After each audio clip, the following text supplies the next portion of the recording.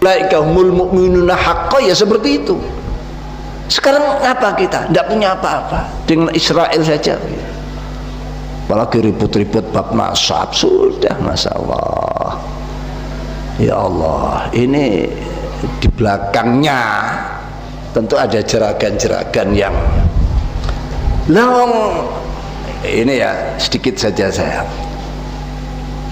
Mestinya ini sejak dulu dari para muassis, dari Syekh Nawawi Al-Bantani, dari Syekhona Khalil, dari Mbah Hasyim Asy'ari, itu dikelilingi para habaib, para pejabat. Habib yang benar loh ya, karena Habib itu ya ada yang benar dan tidak benar itu loh ya.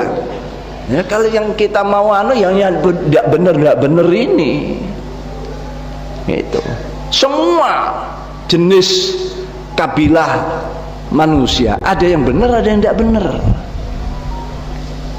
Nah gitu ya, yang kalau mau dakwah dan yang tidak benar jangan terus digebiak uyah, semua dikeprui kabeh, hilang khazanah kita. Kalau ada yang mengatakan tidak ada yang menyebutkan kitab-kitab kuno yang sezaman, lo memang pada zaman itu Hadramaut itu memang apa, sedang dilanda suatu situasi, termasuk keadaan para penduduknya itu semacam nomaden, berpindah-pindah dari situ ke situ. Jadi sejarah itu tidak kepikir. Jadi tidak ada ahli sejarah waktu itu yang nyatet tokoh ini, ulama ini, tidak ada. Abad ke-5, abad ke-6 tidak ada. Baru muncul awal abad ke-7, baru muncul ahli sejarah. Kelima kan tidak ada sejarah. Apa tidak ada orang besar? Ada, tapi pewarisnya yaitu tadi min ahlil badawa, orang-orang badui, orang-orang desa, orang-orang gunung, orang yang selalu berpindah-pindah dari satu tempat. Jadi sehingga ini tercecer banyak sebetulnya tarikh sejarah yang hilang.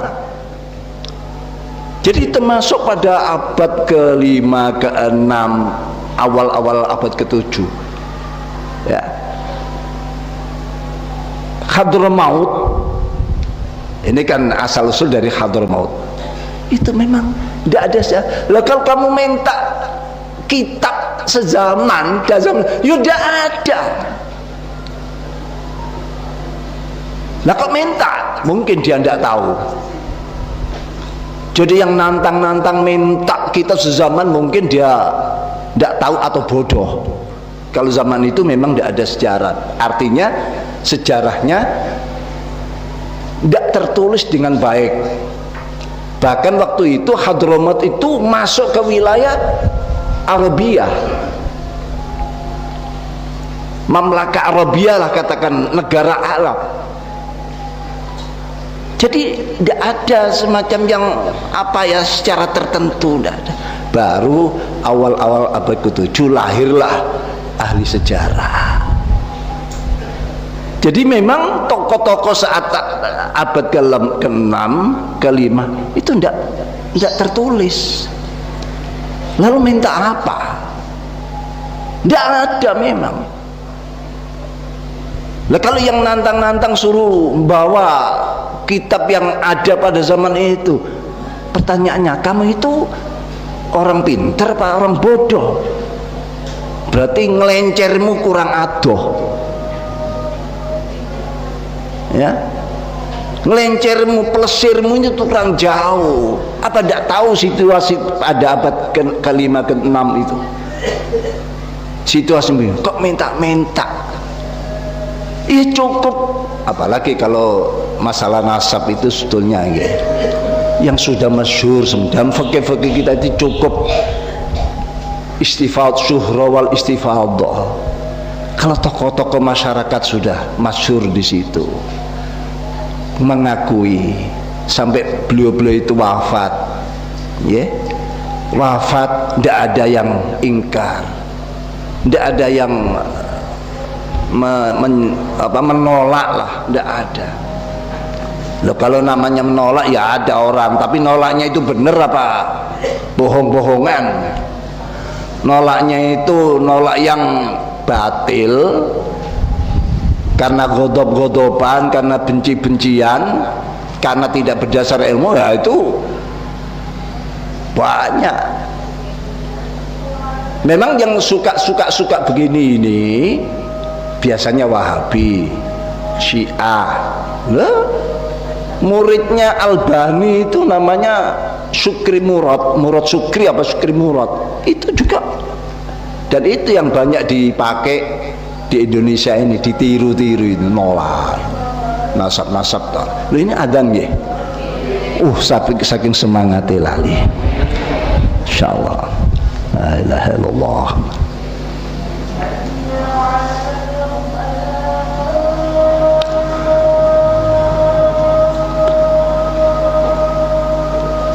La haula wala quwwata illa billah.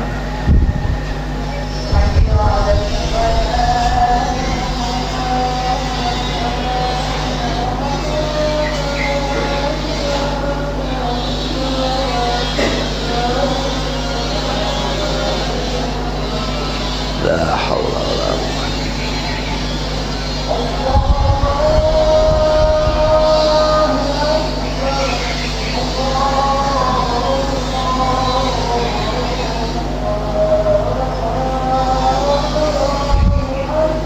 Allahu akbar, Allahu akbar.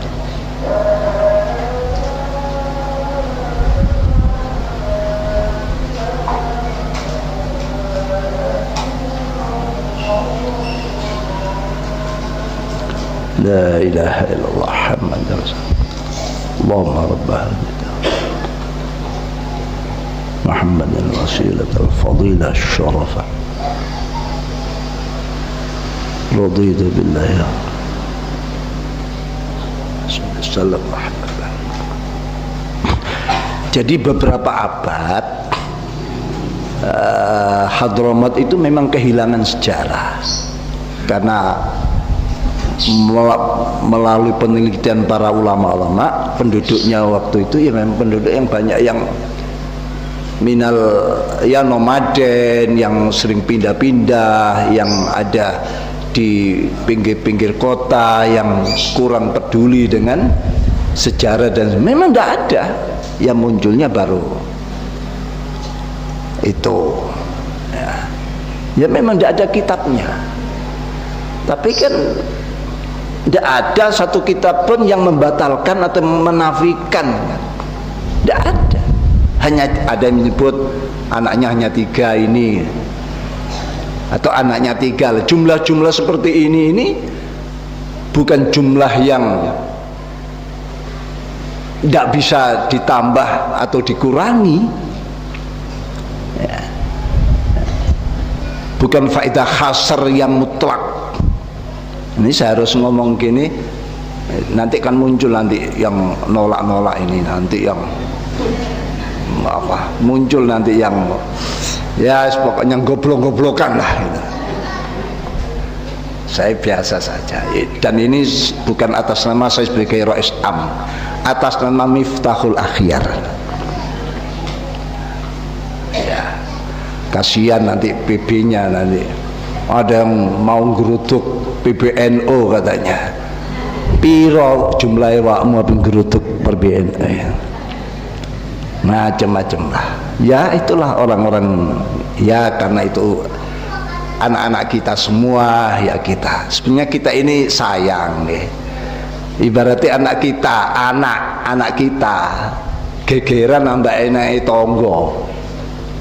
Seorang yang bijak itu nyeneni anak tonggo apa nyeneni anak dewe? Anak dewe bila perlu diajar gitu. Nah, saya ngomong gitu tuh dianggap saya ini belani habaib, gak belani keluarga Wali Songo. Saya ini juga nek diurus-urus si ono kok jalur-jalur Wali Songo itu masih ada. Ya tetap itu sebagai, tapi kan harus gimana ya, ya yang berakhlak lah, berakhlak. Kadang-kadang kata-kata akhlak itu dipakai oleh mereka, tapi isinya apa? Nggih, winginane kan rame setelah saya di Gresik itu. Lah niku mereka ngomong kita harus terima itu sebagai orang tua kita, pemimpin kita, kita harus sabar. Tapi dalilnya ini yang tidak enak, ya. Wasohibhuma, dalam ayat itu wasohibhuma wakullahuma qaulan karima dan sebagainya, ya. Wa in apa itu ala antusika bima laisa bi'um dan seterusnya. Ini kan dalil ditujukan pada orang-orang musyrik, anaknya muslim mukmin, orang tuanya musyrik, lalu orang tuanya entah marahi atau menyakiti anaknya. Quran bilang walaupun dia atau bahkan memaksa untuk menjadi musyrik, ini kan Qurannya bilang ya sudah, pergauli yang baik, jangan kau lawan, tapi musyrik. Nah itu mereka menganggap saya sebagai orang tua, pergaulilah, dalilnya dalil seperti itu. Kenapa kok tidak pakai dalil sekali yang Nabi Musa dan Harun diperintah mendatangi Fir'aun, ya, lalu ada waqullahuma qaulan layyina kan gitu ya.